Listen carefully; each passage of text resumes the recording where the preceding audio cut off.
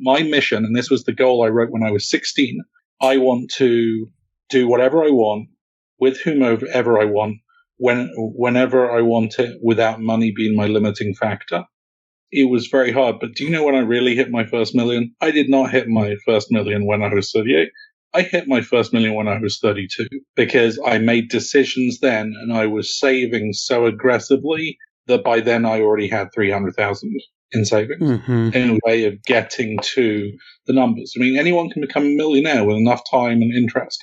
You know, I had advised a couple of friends who were getting into a better boat and said, this is how I did it, but they weren't. You know, there's a phrase that I learned from a real estate investor in one of the real estate groups in Columbus, which was, you make choices others won't, so you can have choices others can't. You're listening to the Millionaires Unveiled podcast, where you'll hear the stories and interviews of everyday millionaires. We'll unveil their decisions, their strategies, and their current portfolio allocation. Now to your hosts, Clark Sheffield and Jace Mattinson. Welcome back to another episode of the Millionaires Unveiled podcast. This is episode number 248. This week we have Bob. He has a net worth of $3.5 million, works in IT, came to the United States in 1997 with just $800 in his pocket. He's worked his way up the corporate ladder. He's a very diversified portfolio, and all of his debt, including his real estate, is paid off. We discuss various topics with him, including credit card points and credit card churning, which is not something that we have really covered very often on this show. Get into an interesting conversation with him about that and life optimization and a bunch of other things. Last week we had TJ. He had a net worth of $9.5 million. In his 50s, a couple businesses in the environmental and lending space. If you've got a question for any of our millionaires, you can go ahead and submit a question or email us at millionairesunveiled@gmail.com, and we will ask some upcoming millionaires, or maybe Clark and I will take a stab at that as well. So without any further delay, let's get into the episode this week with Bob. Bob, do you want to just give us a little about your background and what you're up to now? Yep, came to America 1997, 2 bags, $800, and worked my way up the corporate ladder, and I'm currently starting to travel again after the COVID experience. That's pretty much it. Awesome. And what is your net worth today? $3.5 million. Wow. And how is that broken up? That's broken up about 600,000 is it in primary and secondary residence. Another 600,000 is it in real estate syndications. 496,000 is in taxable accounts. 676 in 401k. Mainly in VSCIX, SWPPX, VPITX. Unlimited there because, 401ks don't let you choose the funds you'd want to. And then 848,000 in one rollover IRA from our previous 401k, which is a mix of equities and mutual funds.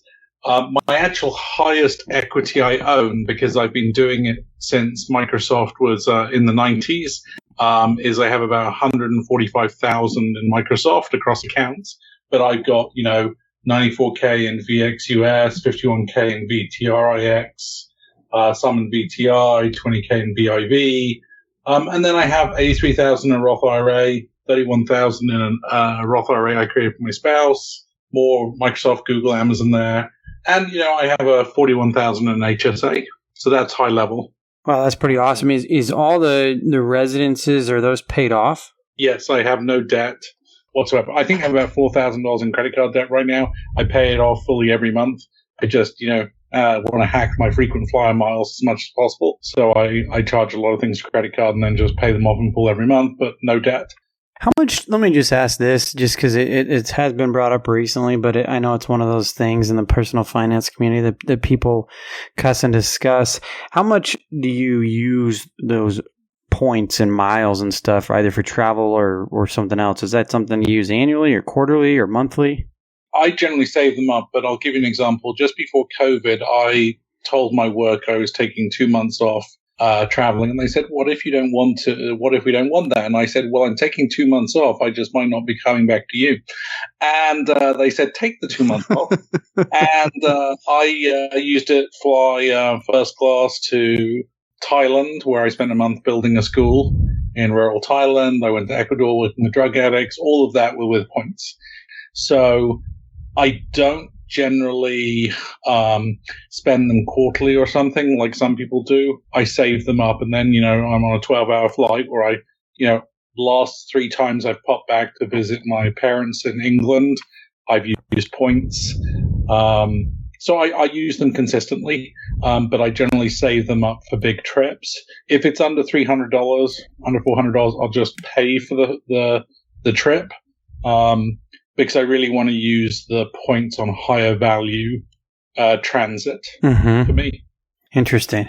So you're mainly using those to kind of upgrade airline tickets, mainly flying first class overseas type thing? Mainly, I'd get the entire ticket with points, including the upgrade. Yeah, totally. So, you can get 30 to 50,000 points will get you to Europe or somewhere. Once you're into the first class, business class, you're talking 120,000 points for some of the Asian flights and things. Totally. So, do you kind of churn to try to get those points, or you just use and spend once a year, and that's kind of what you get? I do some churning now, but not frequently. It's just not. There's a time value of money, and for me, it's I travel a lot. I don't want to mess it up for work. Well, I did pre-COVID, and as a result, the churning just becomes difficult with my lifestyle to do. Totally. But when the first Chase Sapphire came out, I signed up for it, got the bonus points. Right now, I've been doing something stupid. You learn things on your journey. Recently, is the company I worked for was acquired a couple of years ago, and I had a lot of bonuses with my Amex that company issued. The new company doesn't have those bonuses, so I have an Amex where I'm not getting points on or anything, but I'm still charging stuff too. So I just swapped that out with a different Chase bank card, so I get 1.5% cut. Cash back on all my company purchases. I could have been doing that for the last 2 years or 3 years. I didn't. That's probably a shortfall on my side. But I look at things like that going, okay, well, I'm already expending this. Is there a way to do it more efficiently? Totally. And I think when it comes to churning and earning points, especially if you have a job which requires business expenses, you should look at it and go, okay, is there a way I can use this to improve my life? This is one little thing which gets me. So I have a bunch of people who work for me in my current role, and they always go, well, I want a pay rise. And I go, well, that's very interesting. Our company, refunds your internet connection and has over COVID and before. Why haven't you claimed that expense? Because let's say your internet is $100 a month for a year, $1,200. These guys are engineers. That's a nice little pay rise you could have given yourself. I'm always surprised about the things that companies offer people and the freebies they don't take, either in refunds, memberships, things like that. It's an easy win. Yeah, totally. Has your real estate always been paid off, or is that something that has been done recently? No, I 2008, I paid off the first one. I moved into a duplex, rented out one side, house hacking back in the day. I paid too much for that property. One of the things I learned, pay too much. You make your money on purchase price. And then I paid it off in 2007, purchased another one in 2008 from a bank as the properties were going to, then ended up being overseas for a while. And then while I was overseas, paid that one off. And I'm fairly conservative. I could have made more money if I leveraged more.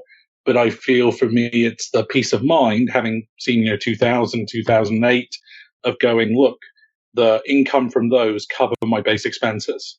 I'm operating from a position where I have security, and that's good for my mental well-being. So how much cash flow from real estate then? Right now, because I've just sold 1031 my properties this year and moved into syndication, I'm about 2,500 net per month. That's from the syndications, you said? From the syndications, because I 1031 my rentals into syndications this year. Okay. So looking at your portfolio here, Bob, you're pretty well diversified. You've got the primary and the second home. You've got real estate syndications. You've got the taxable account. You've got retirement accounts. You've got, I know, some cash, a big chunk of cash too, right? Yep. How did this allocation come to be? Is this something you set up intentionally? Did it just happen this way? What are your thoughts on how the allocation came? So I planned it. First of all, I'm big into writing goals and doing things. I knew that I would want to max out things like my 401ks as much as possible, but I realized that the natural hedge to that was real estate, and my family was in real estate, and I know lots of people in real estate. So I planned out that journey. I did not plan out all the equities that I have in that when the market downturned, like in 2008, I purchased equities. When the downturn happened, when the market fell last year, I had some cash on the sidelines and I bought into the market. I've often felt that when people are starting to panic, that's your buying opportunity because things will recover. I don't need the money immediately. It's a 5-year, downtime if you look at 1929. So the strategy of how it's diversified, real estate and the stock market, is planned. The individual investments in those items are more or irregular. For one of the things, when I started doing stocks, I used a value investing model, and I would only buy, stocks which were undervalued in the market but produced a dividend. One of the reasons that I've ended up with a lot of Microsoft. That way, if the stock didn't recover for a period of time, I would at least be able to receive cash flow. I've modified that where I just don't buy equities anymore. I buy the more like the boggleheads do, which is a change I made about 7 years ago. Okay, so let's back up here and get into your story. It's so interesting, and you sent us a little note beforehand, and I reread it. So, how did all this start? You were born overseas, raised mostly over there. You said you came to the U.S. in your young 20s. Talk to us about your childhood. So I was I was born in Asia and went to boarding school in the UK. My father worked for an airline company there, which paid about 90% of the boarding school expenses, which were extortionately expensive. But my father grew up in the backwoods of Africa, and he always said, I'm going to give you the best education money can buy, and then you'll get nothing. And so he gave me every summer. He gave me and my brothers things like The Richest Man in Babylon. We had a financial book we had to read every holiday. He also did purchase property in Hong Kong and then sold it when when they decided to move back to England. And then he lost all his money. He put all his money in a business. It wasn't working. He put more money into it. That's an important lesson there, which is, don't chase sunk costs, trying to make it healthy. And so when I was 15 or so, at that point, my family did not have a lot of money at all. And I managed to get into university, completed my degrees, realized at that point dating an American, I was going to come over to America, and, packed up, paid off some debts I had in England, like a postgraduate student loan, by working nights for American Express selling insurance. So I worked days for the Ministry of Defense and nights for American Express. And then, packed up my 2 bags and flew to America, 2 bags, $800. So interesting time. That's pretty amazing. And so your parents lived in Hong Kong and you went to school in London. My parents lived in Hong Kong. I went to school in Bath, and I spent probably about 8 to 10 weeks a year back with my parents. Okay. So then you came to the States, young 20s, got married, and what happened from there? And then my wife became disabled. But yeah, she never worked. She was a student, and then she started having problems and couldn't work. So it was on me. Immigration messed up my paperwork. So at the time, I could only work about 3 or 4 weeks at a time before having to visit the immigration office.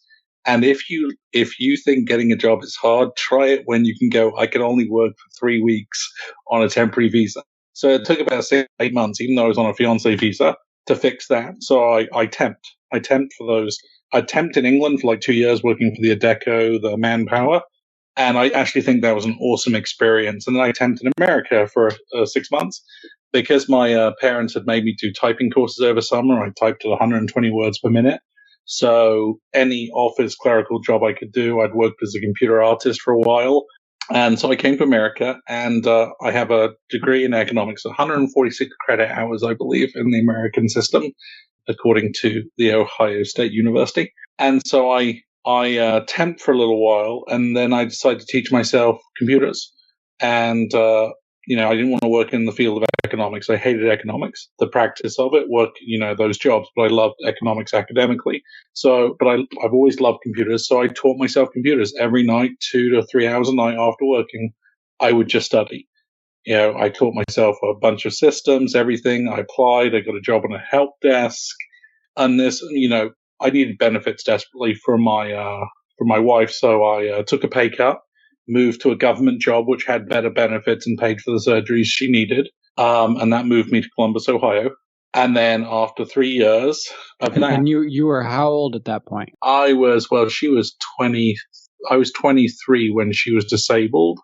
And at 26 or something, I think I moved to, or 27, I moved to Columbus. Okay. And making about what you shared with us, about $34,000 a year?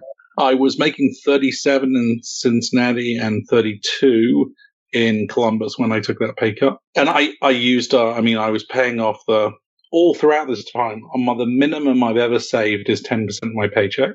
I've always saved 10%. I remember this time when we were in, and when I say we struggled in Cincinnati, I have to point this out. We lived in an area where the drug dealers were on one side of the apartment we lived, and the drug addicts were on the other side.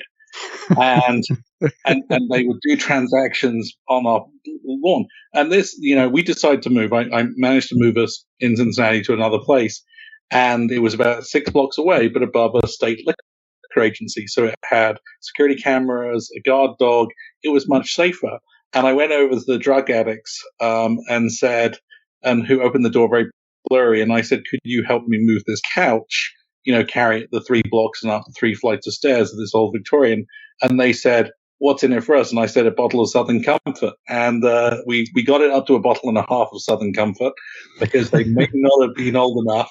And they carried my couch 3.5 blocks. And I will say, if you have people carry furniture, people who are high, who don't feel pain, don't complain as much. It was really quite interesting.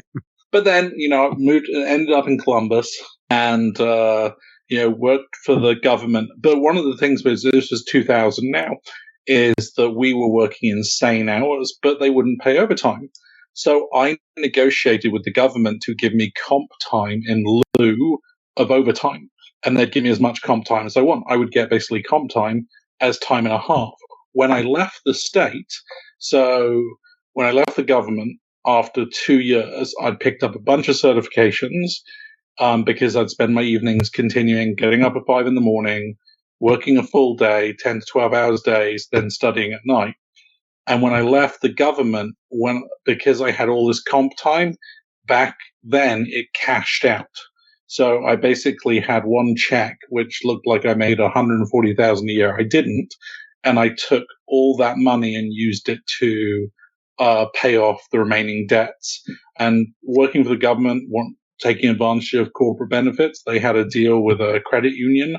I'd got a consolidated loan, consolidated my wife's credit cards, those things, and I used that leaving the government and cashing out the vacation time as a way to pay off all that debt. I've never used found money, bonuses, tax refunds, anything else as anything other than savings vehicles. It's found money. If I wanted to take a treat, I would take a percentage of it, like 10%, and say, okay, that's ours to play with. The rest goes to savings and investment. Bob, how old were you when you hit your first million? I think I was actually 38. My first million took me 14 years, my third took me 4, and I reckon in about 2.5, it's going to be my fourth. It's compound interest in action. It was very hard. But do you know when I really hit my first million? I did not hit my first million when I was 38. I hit my first million when I was 32 because I made decisions then and I was saving so aggressively that by then I already had 300,000 in savings. Mm-hmm. And it was way of getting to the numbers. I mean, anyone can become a millionaire with enough time and interest. So the millions are rolling. And the time it's taken you is halved every single time now. oh, yes.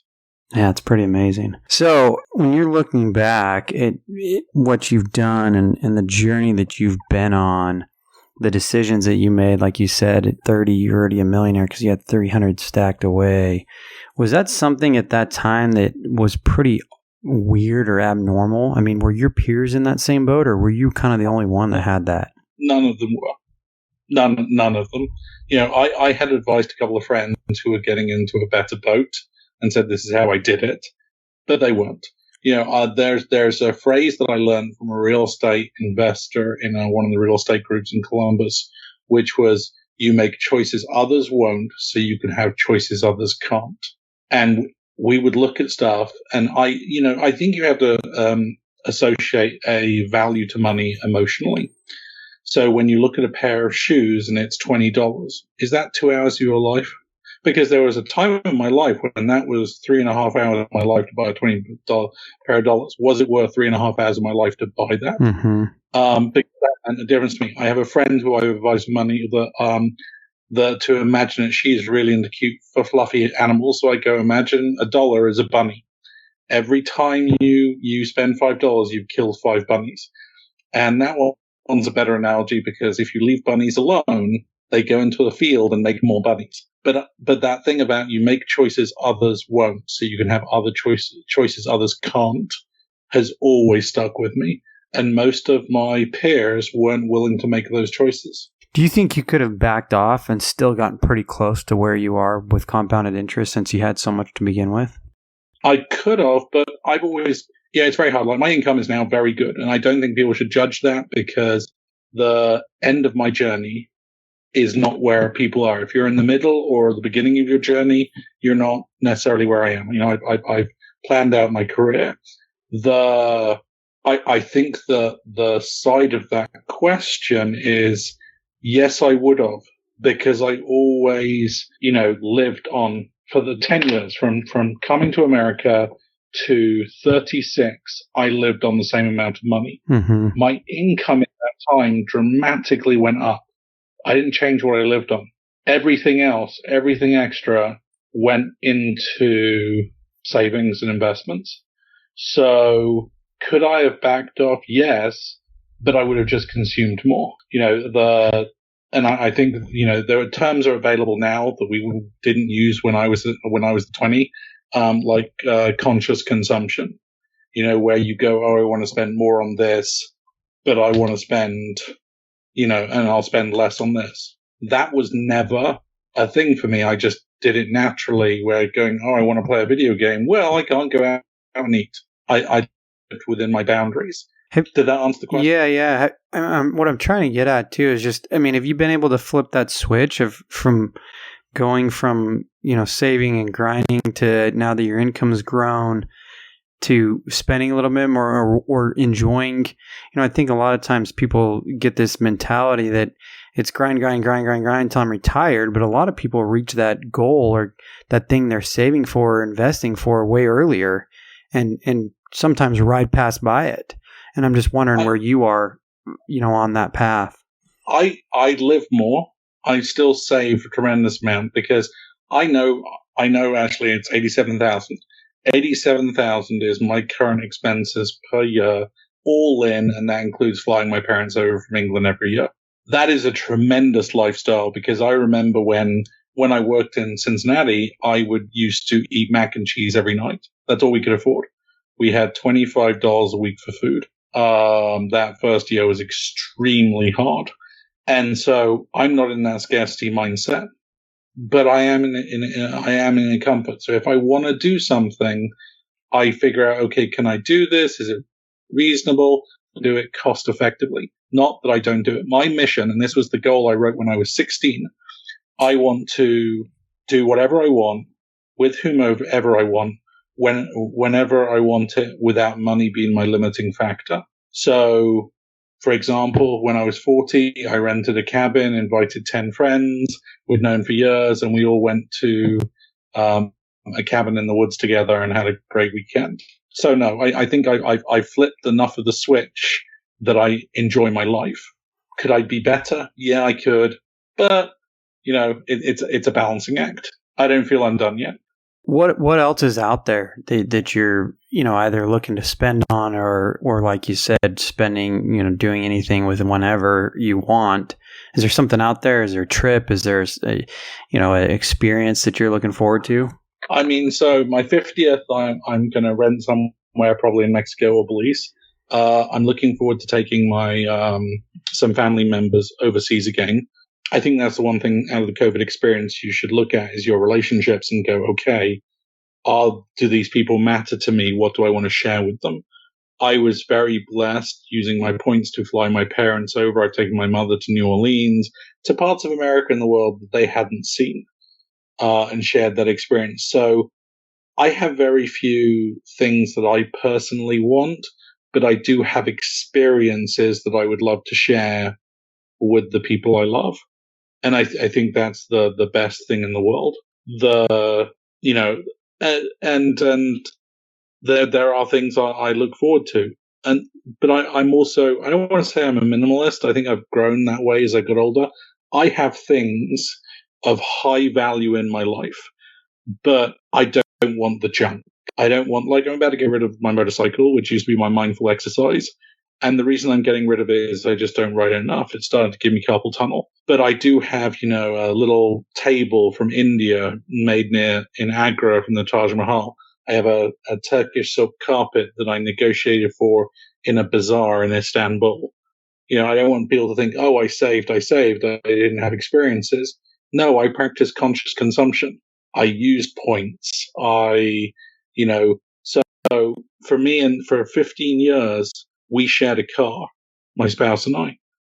She would drop me off at the airport at 5 a.m. when I was flying to New York and pick me up at 11 p.m. on a Friday night at the end of the week.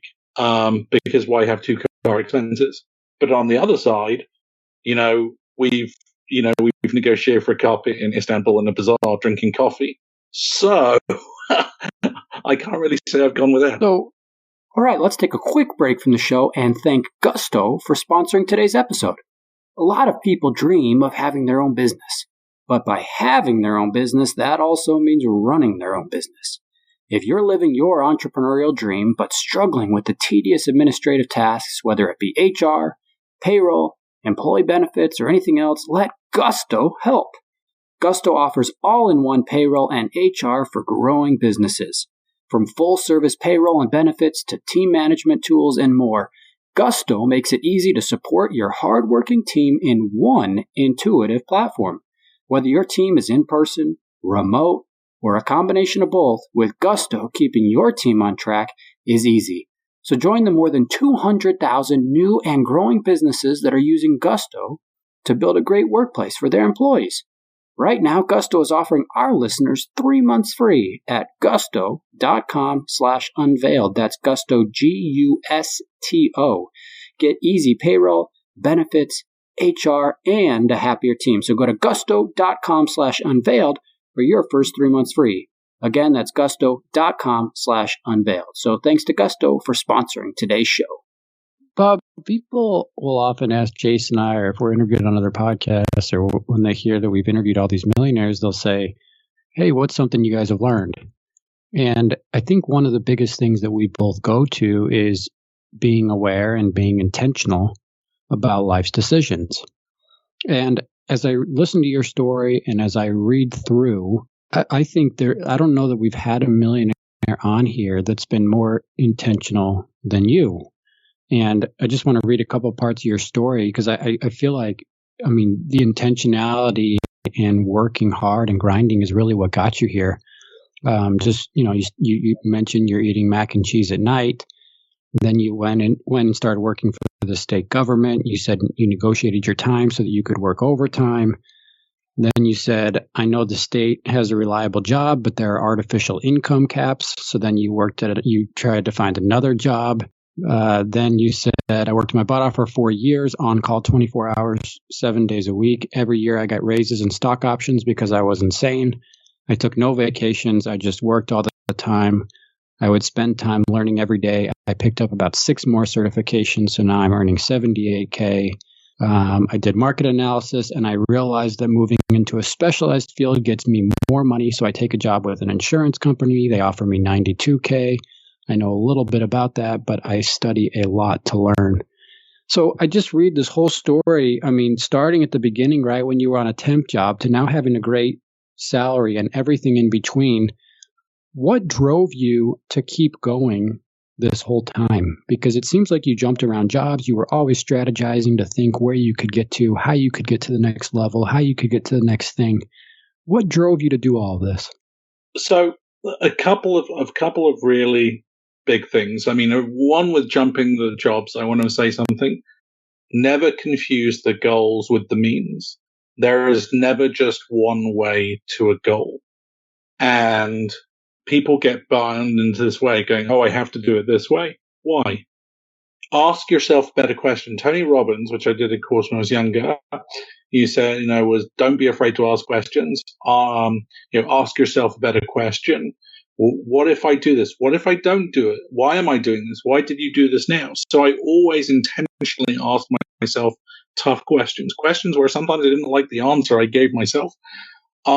So I wanted to get to a point where I was comfortable. Part of it, I mean, obviously having a spouse at the time who was incredibly medical problems. I mean, $20,000 a year plus in medical expenses without benefits. With benefits, it was okay. So I felt a drive, and I think a lot of immigrants do, is because there's no one to rely on. There was no one for me to rely on. So that's not a good place. But I also wanted a better life. I wanted to move forward. So I intentionally designed a career and a path to move forward to where I could excel. I learned skills. I asked people, I said, you're at the top of your profession. How did you get there? I built relationships. Finding mentors was huge. So I was driven to have a great life, but also if I was going to exchange, and the biggest one, if I was going to exchange time for money, which is what I'm doing. I don't know how much time I have in my life. I'm exchanging time for money. I'm at best a prostitute. I mean, I hate to say that on a podcast, but they're paying me to be in a certain place and do certain things. Let's morally not get above that. They are time for money. So I'm literally spending my life away working for someone else. And if I was going to do that, as a intelligent person, I want the best relationship to time value I can get. So why would I work at $4 an hour, $7 an hour? I think my first job in America was at $6 something an hour. Why would I work at that if I could potentially make $20 an hour, $24 an hour, $50 an hour, $65 an hour? While you're in that question of going, hey, I'm exchanging time for money, you need to really ask yourself am I doing it as the most efficient way I can? And if not, am I okay with the reasons I'm not? I haven't jumped jobs in quite a while because I'm comfortable with the salary I'm making and the time it's giving up. The pressure for me to do that. However, if things changed, maybe I would. Did that answer your question? That was no, it did. It absolutely did. And let me just read one more thing here because I think this is exactly what you're talking about. You said, "I've had privilege in my life, but also been broke, desperate, hungry by myself, and with a disabled partner. I had to figure out how to get a saver and spender how to get a saver and a spender to work together financially. Some ways worked and some didn't. I had to figure out how to pay large bills and get out of debt. I have had multiple failures, but I had one goal. And when the plan failed, I found another way to do it." I thought that was really motivating and really, really impressive. Just hearing about your background and coming to the States at a young age and having the trials that you had and figuring out how to go about it. It's pretty amazing. Yeah. I think that when you're in the trenches and you're finding it hard and you're struggling to pay off that bill or do anything, you have to have faith. You have to have faith that you can make it because you will. Everyone who listens to this podcast, I was married to a spender. and how we got around that is we created a thing called the kitty. I would budget, like 3% and then 5% of our money, give it to her in a cash envelope. She could go wild with it. So she felt she could spend up to the limit of that envelope, but I felt I knew that amount budgeted. But I believe that whatever situation you're in, however hard it is, you have to have faith and you just have to work through it. You have to put your nose to the grindstone and go, okay, well, maybe this week I'm only saving $5. Maybe the next month you're only saving 10. You will get there. It's just going to take hard work. But you've got that. You've got the capability to do hard work because you wouldn't be listening to podcasts like this. Right. So I know Jay's talked about this a little bit in terms of how much you worked and work versus play and work-life balance a little bit. And I should have mentioned earlier when I was talking about that there were years that you traveled 50 weeks a year, right, to go work for clients. Yeah. So as you look back now on that travel and how you said you talked about not taking vacation as much and working on all these certifications, was it all worth it? Yes, it was. I mean, without a doubt, it was. I don't begrudge the things I did at all. There's only one thing that I look at in my career and go, I was a complete dumb, and there's a swear word at the end of it. And that's when I had my gallbladder out. I took one day off work, and then I walked into a client site. That is the only thing. I think you were such an idiot. And that's the age in your body. I mean, I remember going back to work after I had a car accident. A guy plowed into me at 65, and it wasn't pleasant. And within a week, I was back at work. And that one doesn't begrudge me. But I look back and I go, no, I don't. I don't regret what I did because my real hard work was for 10 years. And I've benefited, and all the great things in my life are because of those 10 years of hard work. So, Bob, just to wrap up here, I want to do some rapid fire questions. What's the most expensive pair of shoes you've ever purchased? Walking shoes. I was talked into them by someone. I didn't want to buy them, and they were $65. I tell a lie. I bought some Gore-Tex boots on sale. I have size 13 feet for $79 US in their return after Christmas. Those are the most expensive shoes I've ever bought. Okay. What's the most expensive car you've ever purchased? My Toyota Highlander, $32,000 certified used. That's exactly what I just bought. Literally yesterday. What's the most expensive pair of pants you've ever purchased? I have some travel trousers, which, basically can take a beating and keep on ticking. And I think they were like $80, but they're a godsend. Interesting enough, they're from Ex Officio. I'll share this little story.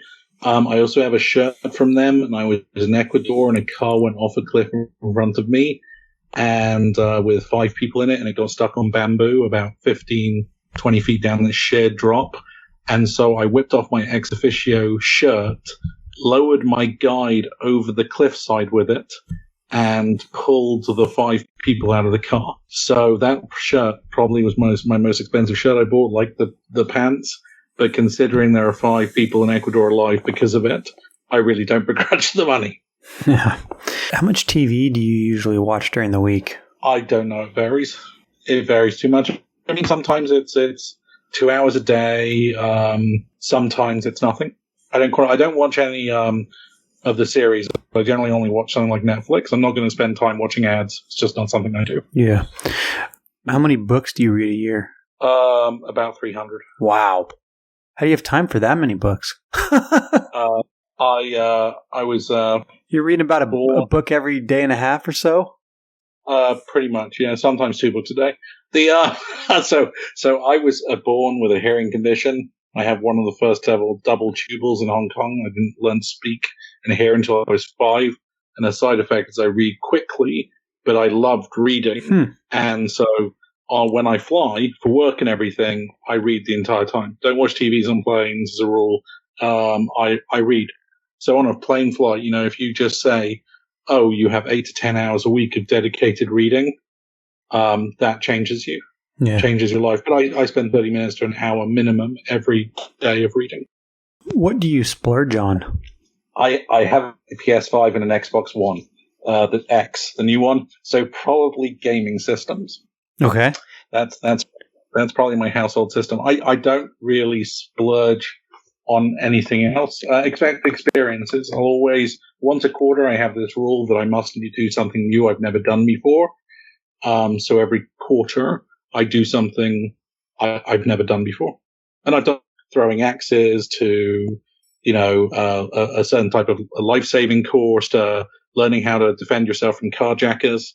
But I look for weird stuff and that I've never done before, and I go do it. I've ridden horses that way. Who Moved My Cheese says people who adapt themselves to change, who to have regular change in their life, are better able to survive change. And so one of the things I do is intentionally I plan change into my life. What's coming up for this quarter? I have no idea what I'm going to do this quarter. I was thinking about going and doing a vision quest in Arizona that I've never done, but they do have them out there. And that's something I've wanted to try. So I was considering doing that. Interesting. What's something that you wish you would have known when you were maybe in your 20s or when you were just beginning your investing career that you would advise people to either watch out for or learn as early as they can? I didn't have this, and I wish I'd known it, which is failure is not bad. Failure is not a judgment of character. If you should plan to fail and plan to fail in the smallest way you possibly can to learn. I wish I'd known that, because some of my best failures have taught me the most, whether I should do something or should not. And the time I spent locked in analysis paralysis could have been solved by trying and accepting failure would have been tremendous. Fail forward.